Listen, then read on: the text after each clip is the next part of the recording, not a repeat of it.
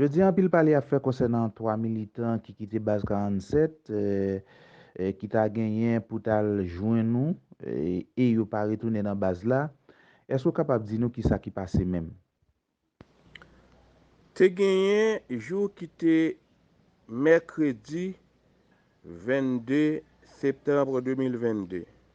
Te gen yon moun qui te relem sous téléphone vers les 5 heures de l'après-midi.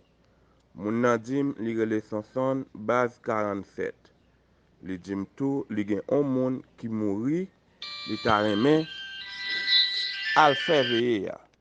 Mwen dil mwen pa ka edel, mwen pa gen kob. Li dim gat sa nou ka fe. Mwen dil si te fon parisien, mwen te kapap peut-être ballon koute men. Li dim kelke so a kote mwen nan peyi yan, lap vini pour venir garder qui jan mwen ka edel.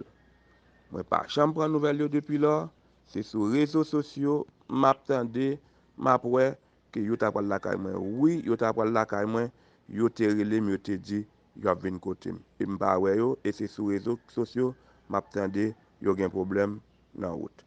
Merci.